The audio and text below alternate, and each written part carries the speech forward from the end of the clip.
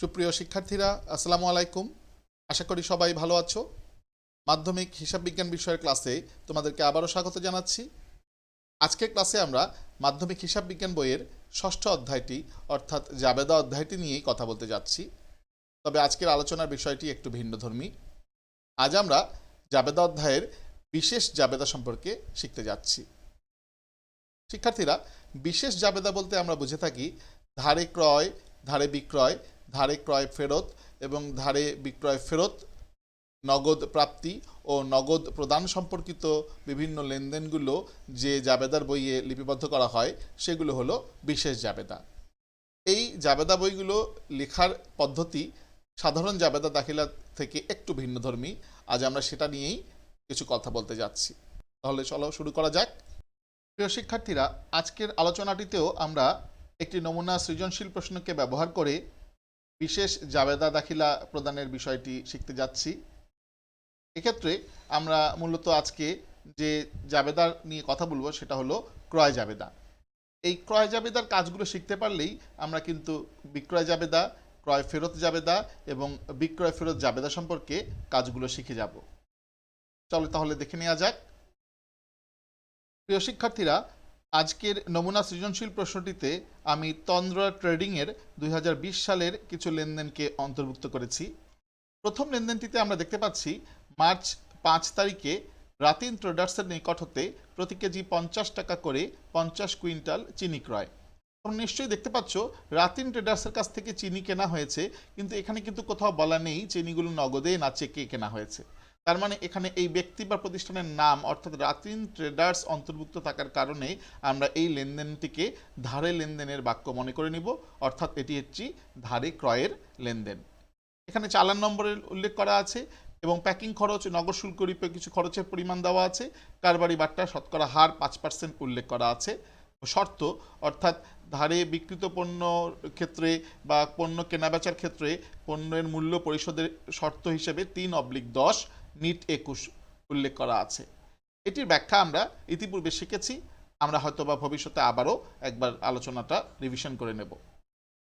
এই লেনদেনটিকে পাশাপাশি দ্বিতীয় লেনদেনটি হিসেবে আমাদের এখানে আছে মার্চের 12 তারিখে জিত ব্রাদার্সের নিকট হতে প্রতি লিটার 80 টাকা করে 300 লিটার সয়াবিন তেল এবং প্রতি পাউন্ড 220 টাকা করে 100 পাউন্ড চা ক্রয়। এখানেও তোমরা দেখতে পাচ্ছ যে কোনো নগদ বা চেকের উল্লেখ করা নেই, কিন্তু জিত ব্রাদার্স নামে একটি প্রতিষ্ঠানের উল্লেখ থাকার কারণে এটিও নিঃসন্দেহে একটি ধারে ক্রয় সংক্রান্ত লেনদেন। শিক্ষার্থীরা, খেয়াল করে দেখবে মার্চের 5 তারিখের লেনদেনের বাক্যটিতে কয়টি পণ্য কেনার কথা ইঙ্গিত আছে এবং মার্চের 12 তারিখের ক্রয়ের বাক্যটিতে কয় রকমের পণ্য কেনার ইঙ্গিত দেওয়া আছে। নিশ্চয়ই দেখতে পাচ্ছ প্রথমটিতে একটি পণ্য চিনি ক্রয়ের কথা বলা আছে আর দ্বিতীয়টিতে সয়াবিন তেল এবং চা ক্রয়ের ইঙ্গিত দেওয়া আছে।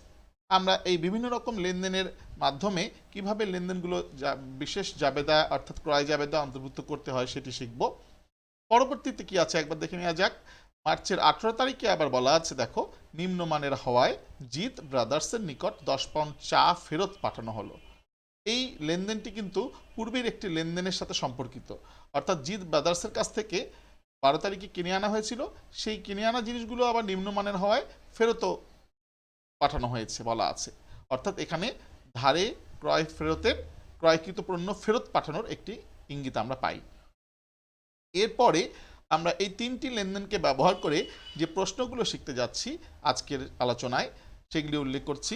আমি ক নম্বর প্রশ্নটি তোমাদের জন্য আপাতত অসম্পূর্ণই রেখেছি বা অনুপস্থিত রেখেছি, কারণ এখানে ক নম্বর প্রশ্নে আমাদের বিশেষ জাবেদা সম্পর্কিত সরাসরি কোনো কিছু বলা নাও থাকতে পারে, অন্য কিছু আনুষঙ্গিক বিষয়ের উত্তর জানতে চাইতে পারে। আমরা আজকে এই বিষয়ে আলোচনাটাকে বাদ রাখছি। খ নম্বর প্রশ্নে আমরা দেখতে পাচ্ছি উপযুক্ত তথ্য হতে তন্দ্রা ট্রেডিংয়ের ক্রয় জাবেদা প্রস্তুত করো বা তৈরি করো। এই ক্রয় জাবেদা নিঃসন্দেহে একটি বিশেষ জাবেদা, কারণ এখানে ধারে ক্রয় সম্পর্কিত লেনদেনগুলো লিপিবদ্ধ করা হয়। এই লেনদেনগুলোকে ব্যবহার করে আমরা কিভাবে ক্রয় জাবেদা প্রস্তুত করতে হয় সেটি আজকে শিখতে যাচ্ছি। গ নম্বর প্রশ্নে আমরা দেখছি তন্দ্রা ট্রেডিংয়ের ক্রয় ফেরত জাবেদা তৈরি করো, অর্থাৎ এখানে আমাদের একটি ক্রয় ফেরতের ইঙ্গিত কিন্তু দেওয়া আছে, নিশ্চয়ই তোমরা দেখতে পেয়েছো। মার্চের 18 তারিখে এই লেনদেনের বাক্যটিকে এবং আরও যদি কোনো তথ্য দেওয়া থাকে সেগুলোকে ব্যবহার করে কিভাবে ফেরত জাবেদা প্রস্তুত করতে হয় সেটিও আমরা শিখব। তাহলে শিক্ষার্থী বন্ধুরা, আজকে আমাদের শেখার বিষয় হলো বিশেষ জাবেদার ক্রয় জাবেদা এবং ক্রয় ফেরত জাবেদা। এই দুটো জাবেদা শিখতে পারলে কিন্তু আমরা ক্রয়ের পাশাপাশি বিক্রয় জাবেদা এবং বিক্রয় ফেরত জাবেদাও করতে শিখে যাব। তাহলে শুরু করা যাক আজকের বিশেষ আলোচনাটিকে। প্রিয় শিক্ষার্থীরা, আমি তোমাদের এবার ক্রয় জাবেদার একটি নমুনা ছক দেখিয়ে দিচ্ছি। তোমরা কম্পিউটার স্ক্রিনের দিকে তাকালেই দেখতে পাবে তন্দ্রা ট্রেডিংয়ের ক্রয় জাবেদা। আমাদের যেহেতু ব্যবসা প্রতিষ্ঠানটির নাম ছিল তন্দ্রা ট্রেডিং, আমরা এই তন্দ্রা ট্রেডিংয়ের পক্ষেই ক্রয় জাবেদা এবং ক্রয় ফেরত জাবেদাগুলো প্রস্তুত করব। তাই আমরা আমাদের প্রশ্নের ছকের শুরুতেই লিখব তন্দ্রা ট্রেডিংয়ের ক্রয় জাবেদা। এবং ক্রয় জাবেদার নমুনা ছকটিতে তোমরা দেখতে পাচ্ছ 5-6টি কলাম রয়েছে: তারিখ, হিসাব খাত, শর্ত, চালান নম্বর, সূত্র এবং একটি ফাঁকা এবং অনেক বড় ঘর তোমরা শেষে দেখতে পাচ্ছ, কলাম তোমরা দেখতে পাচ্ছ। সেই কলামে কি হবে সেটি আমি একটু পরেই তোমাদেরকে শিখিয়ে দেব। আমরা এই ক্রয় জাবেদা যেহেতু করছি, আমরা জানি যে ক্রয় ব্যবসার একটি ব্যয় এবং এর ফলে ব্যবসার টাকা কমে যায় বা ভবিষ্যতে কমে যাবে। আমরা পূর্বের ক্লাসগুলো থেকে এটাও শিখেছি, যদি কোনো কাজে কারবারের টাকা কমে যায় তাহলে সেই কাজের নামটিকে আমরা ডেবিট পক্ষ হিসেবে বিবেচনা করি।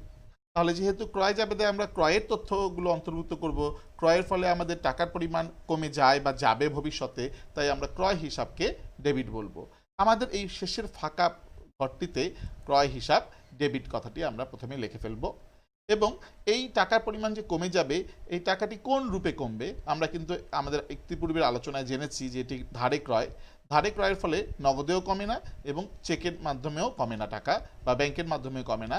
এই টাকাটি পাওনাদার রূপে, টাকার রূপকে বিবেচনা করতে হয়, পাওনাদার বা প্রদেয় হিসাবকে।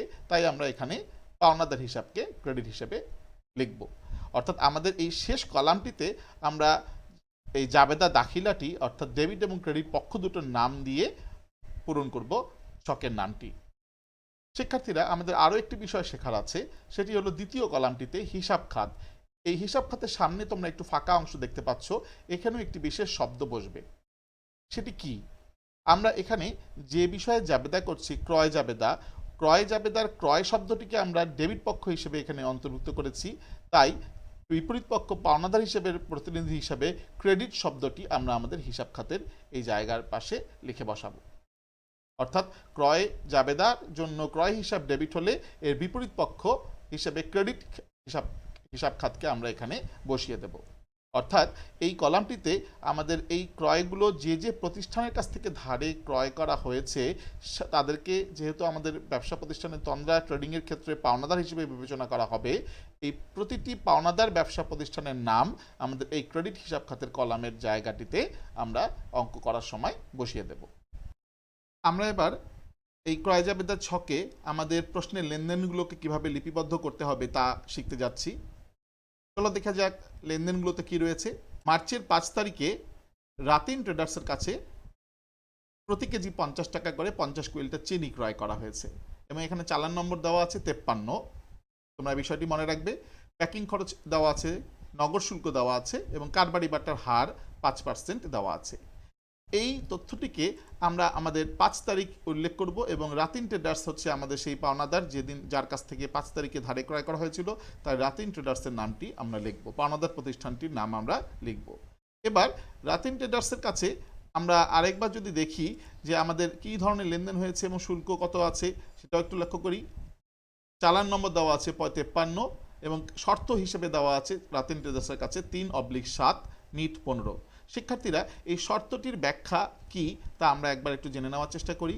এটির অর্থ হলো, যদি 7 দিনের মধ্যে, এই /7-এর পরে যেটি আছে, অবলিকের পরে 7 দিনের মধ্যে রাতিন ট্রেডার্সের পাওনা টাকা তন্দ্রা ট্রেডিং পরিশোধ করে দেয়, তাহলে সে চালানে লিখিত মূল্যের উপর শতকরা 3 টাকা হারে নগদ বাট্টা পাবে।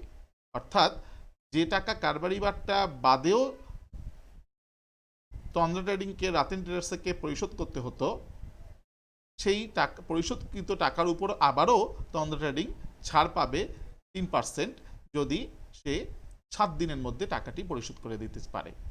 কিন্তু যদি 7 দিনের মধ্যে টাকাটি পরিশোধ করে দিতে না পারে তাহলে 15 দিনের মধ্যে, অর্থাৎ আগে বিক্রয়ের তারিখ থেকে বা ক্রয়ের তারিখ থেকে 15 দিনের মধ্যে অবশ্যই তাকে চালানে লিখিত মূল্যের সম্পূর্ণ টাকাই পরিশোধ করতে হবে। এক্ষেত্রে সে কোনো নগদ বার্তা পাবে না। অর্থাৎ 7 দিনের মধ্যে, এই 7 কথাটি একটি দিন নির্দেশ করে এবং 15 একটি দিন নির্দেশ করে। এটি আমরা একটু তোমাদের জানার জন্য উল্লেখ করে দিলাম এবং ভবিষ্যতে এটি তোমাদের অনেক সংক্ষিপ্ত বা এমসিকিউর প্রশ্ন সমাধান করার ক্ষেত্রে কাজে লাগতে পারে এই জ্ঞানটি। আমাদের আজকের আলোচনায় এই বিষয়টি জরুরি না, আমাদের ইঙ্গিতটিকে শুধু ব্যবহার করে কিভাবে ক্রয় জাবেদার ছকে লিখতে হবে সেটি আমরা শিখতে যাচ্ছি। অর্থাৎ শর্ত 3/7 নিট 15, এটি আমরা আমাদের এই শর্তের ঘরে বসিয়ে দিলাম 3/7 নিট 15। এবার আমাদের চালান নম্বর বসানোর জায়গা। চালান নম্বর হিসেবে আমরা দেখছি, চালান নম্বর হচ্ছে রাতিন ট্রেডার্সের, নিশ্চয়ই তোমরা দেখতো মাউস পয়েন্টার দিয়ে আমি ইঙ্গিত করে দিয়েছি 53, চালান নম্বর 53।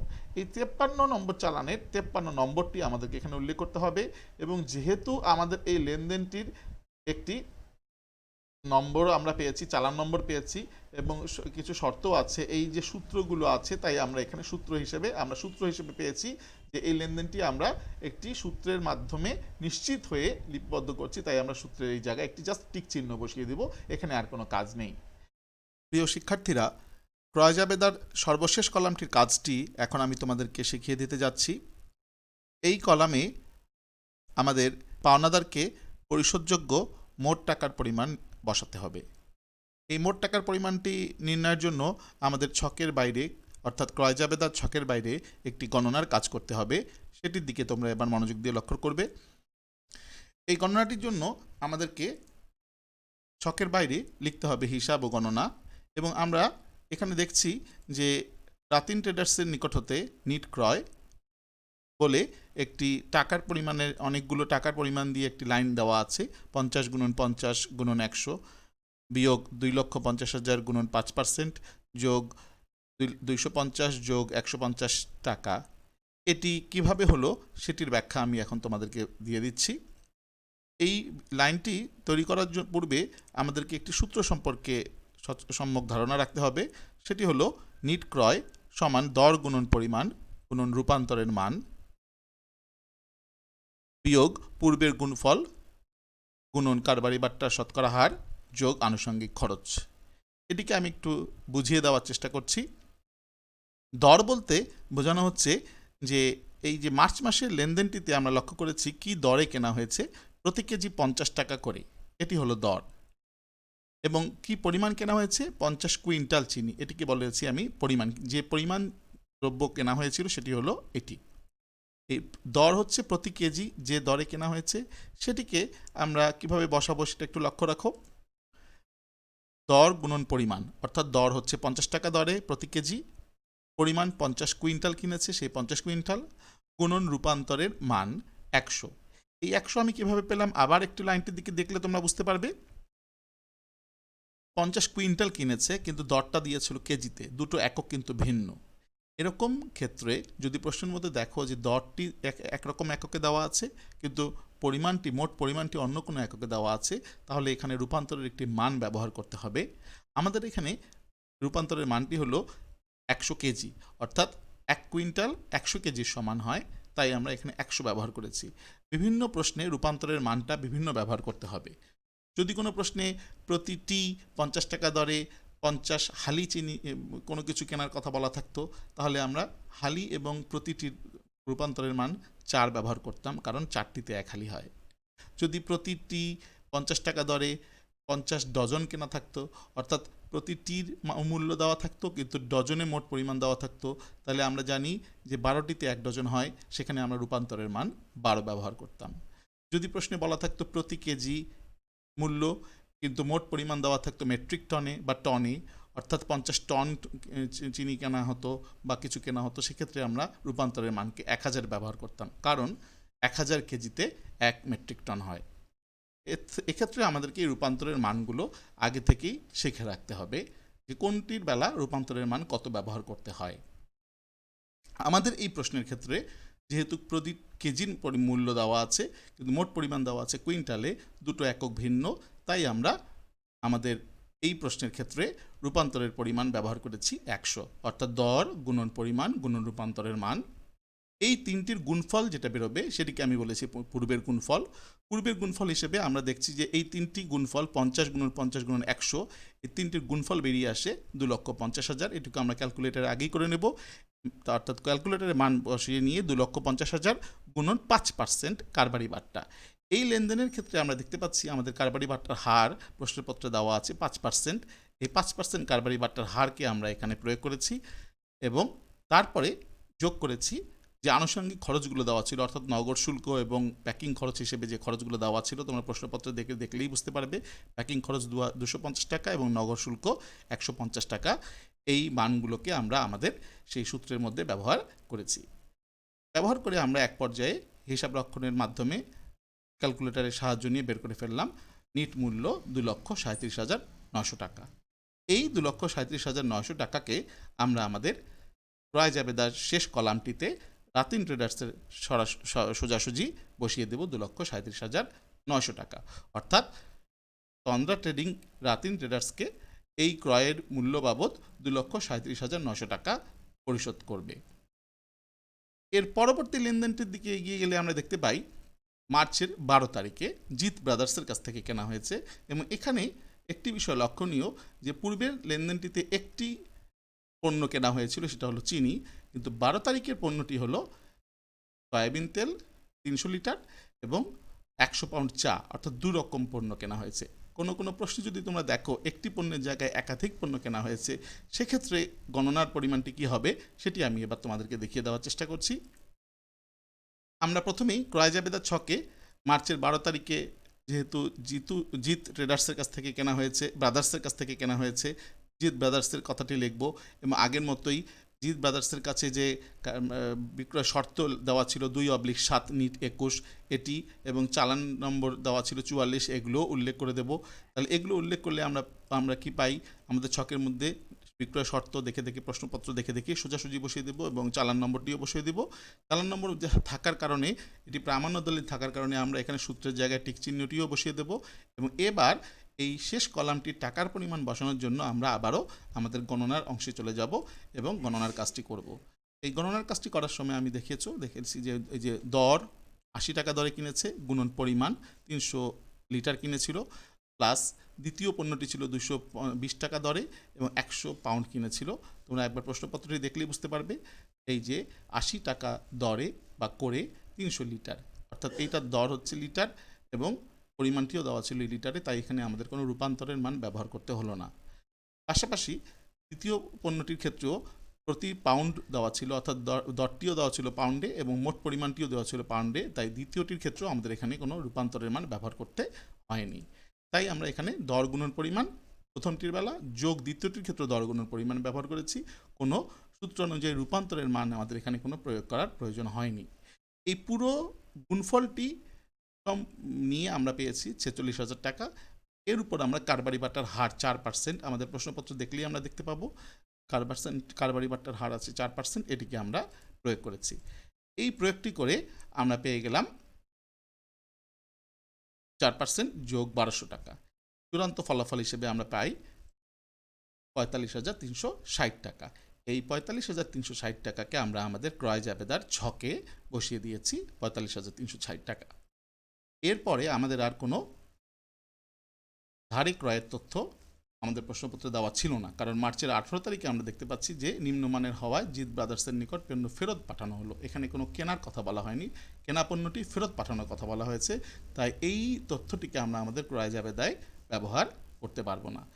সেক্ষেত্রে আমরা আমাদের ক্রয় জাবেদার কাজ শেষ করে একটি যোগফল টেনে দেব এবং যোগফল পেলাম 2,83,260 টাকা। প্রিয় শিক্ষার্থীরা, আশা করি ক্রয় জাবেদার লেখনের কাজটি তোমরা ভালোভাবেই বুঝতে পেরেছো এবং এই ক্রয় জাবেদা প্রস্তুতের জন্য যে হিসাব বা গণনার কাজটি ছকের বাইরে করতে হয় সেই ধারণাটিও তোমরা পুরোপুরি সুন্দরভাবে বুঝতে পেরেছো। এভাবে আমরা ক্রয় জাবেদার কাজটি শেষ করব এবং আমাদের উত্তরে মোট পরিমাণটি কত হয়েছে সেটি লিখে দেব। প্রিয় শিক্ষার্থীরা, আমরা আমাদের প্রশ্নের পরবর্তী ধাপের দিকে এগিয়ে যাচ্ছি। পরবর্তীতে গ নম্বর প্রশ্নটিতে তোমরা নিশ্চয়ই স্ক্রিনে দেখতে পাচ্ছ, গ নম্বর প্রশ্নটিতে রয়েছে যে উপযুক্ত তথ্য হতে তন্দ্রা ট্রেডিংয়ের ক্রয় ফেরত জাবেদা প্রস্তুত করো। এই প্রশ্নটির উত্তর করার জন্য আমরা এবার এগিয়ে যাচ্ছি আমাদের সমাধান শীটের দিকে। তোমরা একটু খেয়াল রাখবে। দেখো তাহলে আমাদের যে ক্রয় জাবেদার তথ্যটি রয়েছে, ক্রয় ফেরত জাবেদার যে তথ্যটি রয়েছে সেই অবলম্বনে আমাদেরকে একটি ক্রয় ফেরত জাবেদার ছক আঁকতে হবে। সেই নমুনা ছকটি তোমরা তোমাদের স্ক্রিনে দেখতে পাচ্ছ। তন্দ্রা ট্রেডিংয়ের ক্রয় ফেরত জাবেদা। আমাদের যেহেতু ক্রয় ফেরত জাবেদা উল্লেখ করতে হবে, এখন তো আমাদের হেডিং হবে ক্রয় ফেরত জাবেদা। এখানেও আমরা শেষের কলামটি ফাঁকা রেখেছি। ক্রয় ফেরত জাবেদার জন্য আমাদের একটি ডেবিট এবং ক্রেডিট পক্ষ নির্ণয় করতে হবে। সেটি কিভাবে নির্ণয় করতে হয় আমি তোমাদেরকে শিখিয়ে দিয়েছিলাম আমাদের গত ক্লাসে। ক্রয় ফেরত বললে আমাদেরকে বুঝতে হবে ক্রয়ের বেলা আমরা যে জাবেদাটি করেছিলাম সেটা হচ্ছে ক্রয় হিসাব ডেবিট এবং পাওনাদার হিসাব ক্রেডিট। ঠিক ক্রয় ফেরত জাবেদাটিতে ক্রয় ফেরতের ক্ষেত্রে ডেবিট এবং ক্রেডিট পক্ষগুলো ঘুরে যাবে। আমরা লিখব ক্রয় ফেরত হিসাব ক্রেডিট। যখন ক্রয় হিসাব ডেবিট ছিল আর ক্রয় ফেরত হিসাব তাহলে হবে ক্রেডিট, এবং এর বিপরীত পক্ষ অবশ্যই পাওনাদার হিসাব ডেবিট। তোমরা নিশ্চয়ই বুঝতে পেরেছো আগের ছকটিতে ছিল যা ক্রয় হিসাব ডেবিট এবং পাওনাদার হিসাব ক্রেডিট। এবার ক্রয় ফেরতের কারণে জাবেদাটি ঘুরে গেল, ডেবিট ক্রেডিটগুলো ঘুরে গেল, উল্টে যে হয়ে গেল ক্রয়টি হয়ে গেল ক্রয় ফেরত এবং তা ডেবিটটি হয়ে গেল ক্রেডিট, আর পাওনাদারটি ক্রেডিট ছিল, পাওনাদারটি ঘুরে চলে আসলো ডেবিটের পক্ষ হিসেবে। ঠিক একইভাবে যেহেতু আমাদের ক্রয় ফেরত জাবেদার ছক করছি এবং ক্রয় ফেরত শব্দটিতে আমরা ক্রেডিট রূপে পেয়েছি, আমাদের অবশ্যই এই হিসাব খাতের জায়গায় তার এই ক্রেডিটের বিপরীত পক্ষ অর্থাৎ পাওনাদারের পক্ষটি ডেবিট পক্ষটিকে আমাদেরকে বসিয়ে দিতে হবে ডেবিট হিসাব খাত। তোমরা কি বুঝতে পেরেছো? এবার আমরা আমাদের লেনদেন লিপিবদ্ধকরণের দিকে এগিয়ে যাচ্ছি। আমাদের লেনদেনটি ছিল মার্চের 18 তারিখে নিম্নমানের হওয়ায় জিৎ ব্রাদার্সের নিকট 10 পাউন্ড চা ফেরত। তাহলে জিৎ ব্রাদার্সের কাছে নাম উল্লেখ করা আছে এই ফেরতের ইঙ্গিত হিসেবে। আমরা জিৎ ব্রাদার্সের কাছ থেকে মার্চের 12 তারিখে মাল কিনেছিলাম, সেই মালের মধ্যে কিছু মাল নিম্নমানের হয় আমরা ফেরত দিচ্ছি। তাহলে এটিকে আমরা কিভাবে আমাদের জাবেদার ছকে লিপিবদ্ধ করব সেটি একবার দেখে নেওয়া যাক। আমরা মার্চের 18 তারিখ লিখব এবং জিৎ ব্রাদার্সের নামটি উল্লেখ করব। এখানে আমাদের আরেকটি বিষয় জানার আছে, সেটি হচ্ছে ডেবিট নোট নম্বর আমাদের লেনদেনটিতে বলা আছে 19। কারণ ধারে পণ্য কেনা পণ্য ফেরত পাঠালে তখন কিন্তু চালানের ব্যবহার হয় না, কেনা এবং বিক্রির সময় চালানের ব্যবহার হয়। যে কোনো ফেরতের সময় ডেবিট নোট এবং ক্রেডিট নোট এই শব্দ দুটির ব্যবহার হয়। এই বিশেষ কাগজ দুটি আমাদেরকে ব্যবহার করতে হয়। ক্রেতা যে চিঠির মাধ্যমে বিক্রেতাকে তার মাল ফেরত পাঠিয়ে দেয়, চিঠি লিখে পণ্য ফেরতের বিষয়ে জানিয়ে দেয়, তার নামই হলো ডেবিট নোট। এই ডেবিট নোট নম্বর আছে 19, এটিকে আমরা আমাদের ডেবিট নোট নম্বরের ঘরে বসিয়ে দিলাম। এবং আমরা যেহেতু একটি ডেবিট নোট নম্বরের মাধ্যমে এই লেনদেনটিকে আমাদের হিসাবের বই লিপিবদ্ধ করছি, আমাদের একটি প্রামাণ্য দলিল আছে 19 নম্বর প্রামাণ্য দলিল ডেবিট নোটটি, তাই আমরা এখানে সূত্র পেয়েছি বলে সূত্রের টিকচিহ্ন দেব। এবার আমরা টাকার পরিমাণ নির্ণয়ের চেষ্টা করব। টাকার পরিমাণটি নির্ণয়ের জন্য আমরা হিসাব ও গণনার একটি কাজ করব। এখানে আমাদের জিৎ ব্রাদার্সের কাছ থেকে পণ্যের যে ফেরতের মূল্য সেটিকে আমরা উল্লেখ করব। আমরা একবার লেনদেনটির দিকে দেখিয়ে নিই। 10 পাউন্ড চা, এখানে কিন্তু কোনো মূল্য উল্লেখ করা নেই। তাহলে আমরা মূল্য কোথায় পেলাম? এই যে আমাদের যে লেনদেনটির মধ্যে আমরা 220 গুণন 10 লিখলাম, এটির জন্য আমাদেরকে একবার আমাদের পূর্বে জিৎ ব্রাদার্সের কাছ থেকে এই যে চা যেটা কিনেছে সেটি কী দরে কিনেছিল সেটিকে ব্যবহার করতে হবে। আমরা দেখতে পাচ্ছি মার্চের 12 তারিখে 220 টাকা পাউন্ড দরে কিনেছিল। এই 220 টাকাকে আমরা আমাদের এই মূল্য হিসেবে এখানে ব্যবহার করলাম দর গুণন পরিমাণ। দর গুণন পরিমাণ, এখানে যেহেতু আমাদের এই পরিমাণের মধ্যে দরটাও ছিল পাউন্ডে এবং মোট পরিমাণও কেনা হয়েছিল পাউন্ডে, তাই এখানে আমাদের কোনো রূপান্তরের মান গুণ হিসেবে ব্যবহার করতে হলো না। দর গুণন পরিমাণ গুণন কোনো রূপান্তরের মান না থাকার কারণে আমরা গুণন রূপান্তরের মানটি ব্যবহার করলাম না।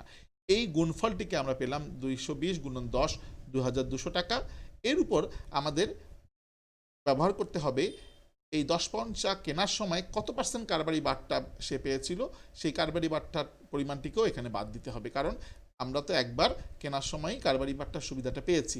তাহলে ফেরত দেওয়ার সময় যখন আমি টাকা ফেরত চাবো তখন আমাকে কি করতে হবে? কারবারি বাট্টা বাদেই বাকি টাকাটি আমাকে দাবি করতে হবে বা ছাড় চাইতে হবে।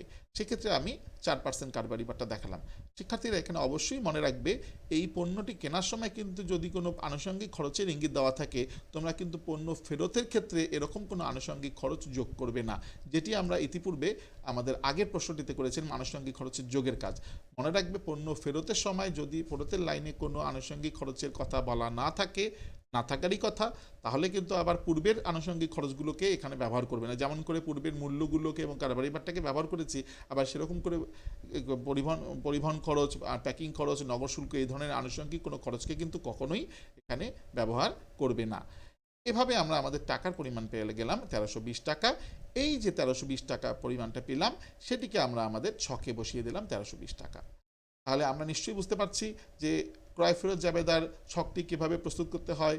এবং দেখো, এখানে ছকের কলামের সংখ্যা আছে 1 2 3 4 5টি। খেয়াল করেছো, এখানে কিন্তু শর্তের কোনো ঘর নেই। তাহলে মনে রাখতে লাগবে, ক্রয় ফেরত জাবেদা এবং বিক্রয় ফেরত জাবেদায় শর্ত সম্পর্কিত কোনো কলাম থাকে না। এখানে মোট কলামের সংখ্যা থেকে 5টি। আর ক্রয় জাবেদা এবং বিক্রয় জাবেদায় শর্ত সম্পর্কিত যে কলামটি আছে, বিশেষ করে ক্রয় জাবেদায় শর্ত সম্পর্কিত কলাম থাকে, এখানে ঘরের সংখ্যা থাকে 6টি। এবং বাকি বিক্রয় জাবেদা, ক্রয় ফেরত জাবেদা এবং বিক্রয় ফেরত জাবেদা প্রতিটাতেই মোট ঘরের সংখ্যা বা কলামের সংখ্যা থাকে 5টি। এই ছকটা সম্পর্কে কিন্তু তোমাদেরকে কিন্তু সচেতন থাকতে হবে। একটির ছক যদি অন্যটিতে ভুল করে এঁকে দাও, তোমাদের নম্বর কাটা যাওয়ার সম্ভাবনা থাকবে। এটির ব্যাপারে একটু সতর্ক থাকবে, যেহেতু বিষয়টি খুবই সহজ। আশা করি তোমরা বুঝতে পেরেছ। এবং আমরা তোমাদেরকে আরও ভবিষ্যতে যে বিষয়গুলো থাকবে এই সম্পর্কিত, সেটা নিয়ে আলোচনা করব। এক্ষেত্রে আমি আরেকটি বিষয় উল্লেখ করতে চাই, সেটা হলো ক্রয় ফেরত জাবেদার মতো করে আমাদের যদি বিক্রয় ফেরতের কোনো লেনদেন এখানে দেওয়া থাকতো, তাহলে আমরা লিখতাম তন্দ্রাটা লেনদেনে বিক্রয় ফেরত জাবেদা। এবং আমি আগে উল্লেখ করেছি, বিক্রয়ের ফলে আমরা যে ডেবিট পক্ষ এবং ক্রেডিট পক্ষগুলো লিখি, সেগুলো হচ্ছে বিক্রয় ফেরত হিসাবকে তখন আমরা ক্রেডিট বলি এবং দেনাদার হিসাবকে ডেবিট বলি। যেহেতু বিক্রয় হিসাবকে ক্রেডিট বলি এবং দেনাদার হিসাবকে ডেবিট বলি, বিক্রয় ফেরতের বেলা এটি ঘুরিয়ে দিয়ে বিক্রয় ফেরত হিসাব ডেবিট হবে এবং দেনাদার হিসাব ক্রেডিট হবে। তখন আমরা কিন্তু এই হিসাব খাতের জায়গায় অবশ্যই ক্রেডিট হিসাব খাত লিখব। অর্থাৎ এখানে দেনাদার বা পানাদারের যে পক্ষটি হবে, আমাদের দ্বিতীয় কলামে হিসাব খাতের পাশে কিন্তু সেই নামটিকে লিখতে আমরা সতর্ক থাকব। আশা করি সবাই এই বিষয়টি বুঝতে পেরেছ। প্রিয় শিক্ষার্থীরা, আজ আমরা বিশেষ জাবেদার ক্রয় জাবেদা এবং ক্রয় ফেরত জাবেদা বিস্তারিত শিখলাম। এবং এই ক্রয় ফেরত জাবেদা এবং ক্রয় জাবেদা এবং ক্রয় ফেরত জাবেদার সাহায্য নিয়ে আমরা কিভাবে বিক্রয় জাবেদা এবং বিক্রয় ফেরত জাবেদাও করতে হবে, সেটি সম্পর্কেও কিছু নির্দেশনা তোমাদেরকে দিয়ে দিলাম। আশা করি তোমরা বুঝতে পেরেছো এবং তোমরা বাসায় এটি অনুশীলন করবে। খুবই সহজ একটি বিষয় এবং আমাদের বোর্ড পরীক্ষায় এই সংক্রান্ত বিভিন্ন প্রশ্ন বরাবরই এসে থাকে। তাই তোমরা খুব সহজেই কিছু নাম্বার এর থেকে পেতে পারো এবং এটার হিসাব রক্ষণ এবং গণনার কাজগুলিও অনেকটা সহজ। তোমরা একটু বাসায় অনুশীলন করবে এবং আমি যে হোমওয়ার্কটি দেবো এটার সাথে, এই ভিডিও টিউটোরিয়ালের সাথে, সেটিও তোমরা অনুশীলন করবে। আশা করি তোমাদের কোনো সমস্যা হবে না। এবং তারপরেও যদি তোমরা কখনো সমস্যা বোধ করো, আমার সাথে যোগাযোগ করতে কোনো সংকোচ বোধ করবে না। তোমরা সাবধানে থাকবে, সুস্থ থাকবে, নিজের শরীরের যত্ন নেবে এবং নিয়মিত হাত ঠিকমতো ধৌত করবে। হাত মুখ ঠিকভাবে ধোবে, সাবান ব্যবহার করে 20 সেকেন্ড কমপক্ষে তোমাদের সাবান দিয়ে হাত ধুতে হবে। এবং আজকাল এই বিষয়টি আমাদেরকে সবসময় সতর্ক থাকতে হবে, বাইরে বেশি ঘোরাফেরা করবে না। এই পরামর্শ জানিয়ে পরবর্তী ক্লাস পর্যন্ত তোমাদের বিদায় নিচ্ছি, তোমাদের কাছ থেকে বিদায় নিচ্ছি। সবাই ভালো থাকবে। ধন্যবাদ সবাইকে।